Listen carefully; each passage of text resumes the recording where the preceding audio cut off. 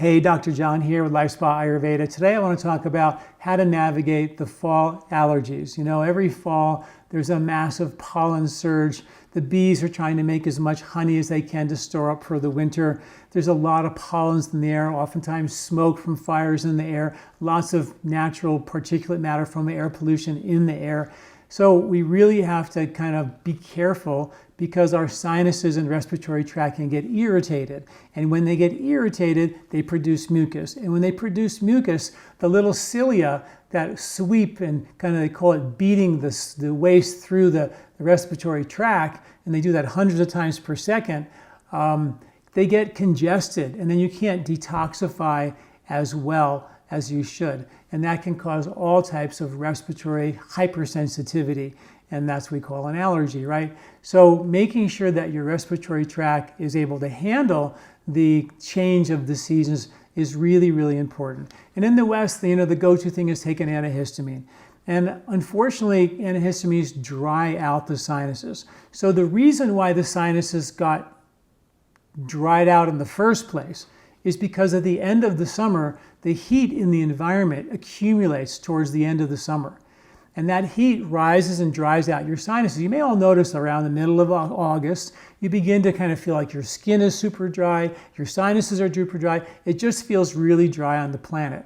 And as a result of that, the mucous membranes become dried out. When they dry out, they are mucous membranes, and they will produce more reactive mucus, and that will cause congestion and hypersensitivities to the pollutants that are irritating. So in Ayurveda, they would say, well, let's not dry out the sinuses and sweep up the mucus. Let's deal with the underlying issue, which is the cause of the dryness or the cause of the mucus production. So taking an antihistamine is just taking already dry sinuses and drying them out more, giving you symptomatic relief, but actually causing some pretty severe side effects. A recent study with over 3,000 people in the Journal of American Medicine showed that long-term use of antihistamines, which I got to tell you, are not used just for allergies, but they're also used for depression. They're called anticholinergics, which means that they actually support healthy mood, and they're used as antidepressants. And 20% of the senior population is on some form of antidepressant or antihistamine agent, which is a lot. And the studies show that when people are on antihistamines for a long term, there's significant, up to 23% of the folks who are on these antihistamines were shown to have pretty severe cognitive decline. And they directly have now linked long-term use of antihistamines or the antidepressants to severe cognitive decline, severe memory issues. They knew that long-term use of antihistamines were linked to memory issues for a long time, but now the link of actual dementia and cognitive decline is actually now on the table, and they've made that link as well. So really important for us to not just go to the antihistamine long-term for your chronic allergies, to try to dig into the upstream cause, and that's what Ayurveda is really all about. And if you're watching this on YouTube, please, or other social platform, please subscribe and follow. If you're watching this on my website, please go and subscribe to our newsletter, get this information in your inbox on a regular basis, and check out our Ayurvedic store. We have many, many organic herbs, Ayurvedically, organic skincare, and things that will help you support your respiratory mucosa, right? So what happens at the end of the summer is that the heat begins to dry us out. And when it dries out, the mucous membranes get dry, they produce reactive mucus. We don't tolerate the change of the seasons very, very well. This pollens become more of an irritant. Another really cool thing about Ayurveda says, well, if you're having an allergy in the fall, the cause of that was not in the fall. It was probably in the transition of the season before, going from spring into the summer. So I know that's weird, but think about it. At the end of the winter, it's dry, and nature provides an antidote to the dryness, which is called spring, which is very rainy and muddy and congestive. You know, the heat of summers is balanced by winter, which cools us off. Nature's always providing the antidote for the extreme of that season, right? So if you are at the end of the winter, and to the extent that you got dried out in the winter, is to the extent you're going to make excess mucus in the spring. If that excess mucus in the spring isn't shoveled out with a seasonal cleanse or eating the foods that are in season in the spring, which are not pasta and pizza, they are, foods like bitter roots and leafy greens and some berries, very austere, no carbohydrate, very low carb, and very, very, very low congestive foods like bitter and astringent roots and things like that. So if you don't eat those foods and kind of shovel out the excess mucus that comes with spring to antidote the dryness of winter, you can follow all that, then the summer is going to come on and it'll literally bake that excess mucus onto the villi of your intestinal tract and the cilia of your respiratory tract. And now you've got a lot of hardened mucoid material lining your two most important inner skin layers, your respiratory skin or epithelium and your intestinal skin or epithelium. And when they get dried out or irritated or congested with hardened mucoid material because the summer baked it on, now you at the end of the summer, when the heat really accumulates, that's when the rubber hits the road. Now nature had a plan for that too. It said, hey, we know at the end of the summer it's going to get extra hot. And we also know the best way to get rid of heat is to create a looser stool, a purgation effect. Just like your baby or child, when they get a fever, they also get diarrhea. The body's way to get rid of excess heat is to purgate or to create a diarrheal loosening of the stool effect. So nature said, I'm going to give you apples and pomegranates and watermelons and all these things if you eat a lot of fruits which are in season at the end of the summer and the fall. If you eat them in a significant enough quantity, you're going to get a looser stool. And it was the plan. Nature had created these fruits. It wanted to spread the seed, it wanted to make sure it got out of the intestinal tract pretty quickly before it all got digested and broken down and destroyed. So the bears will gobble up a whole bunch of blueberries or fruits or whatever, and then they would poo them along the trail and spread the seed. That's nature's way.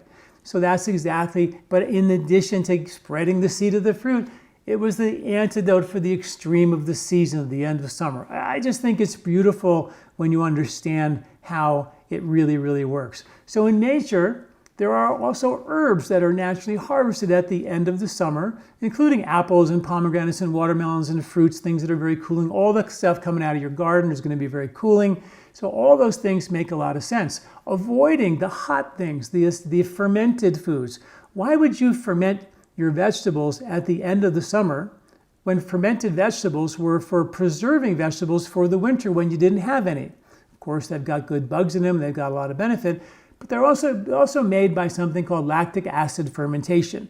And lactic acid fermentation has the word acid in it. It's going to heat you up even more, which you don't really need or want at the end of the summer. So nature said, well, why don't we give you apples and fruits and vegetables, which are fresh, all the stuff out of your garden is fresh. Eat that in abundance so it can give you that purgation, anti-pitta, anti-heating, cooling effect that we so desperately need, and make sure everything is going out of your body in an efficient way. Because if the heat accumulates, it rises, dries you out, dries out your respiratory tract, your sinuses, and you have the reactive mucus. So the herbs that are harvested at that time, my two favorites are brahmi. I grow that in my garden. It's a beautiful leaf. It's got a sweet stem, and that can be put in salad soups or blended in a smoothie. Or an herb called mangista, which is a very cooling red root for lymphatic flow, blood purifying, and liver health. And both those herbs come in capsules, the mangista and the brahmi. You can get them on my website at LifeSpa.com. And those are the two herbs that you really want to kind of focus on, during the end of the summer, because those are harvested at that time. And of course, at the end of the summer, October-ish, it's time to be thinking about doing a full-blown seasonal transition, like an Ayurvedic Colorado cleanse or our short home cleanse, where you can kind of do a upper digestive reset, intestinal skin repair, lymph cleanse, liver reset, liver cleanse, liver detox, and detoxify the impurities that got stored in your fat cells in your brain through a process called lipophilic mediated detox.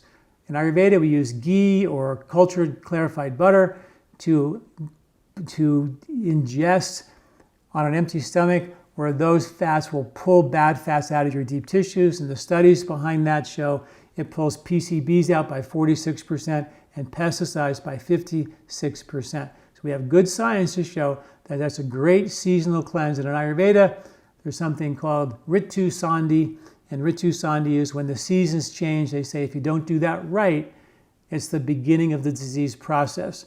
So looking for ways to not just get rid of your allergies, but to actually give you a really healthy transition from one season to the next.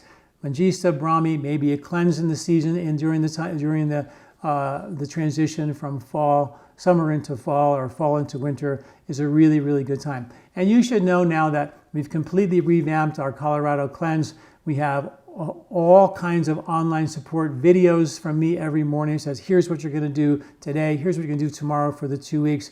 You get emails from me. There's videos on yoga, breathing, and meditation. There's self-inquiry guides.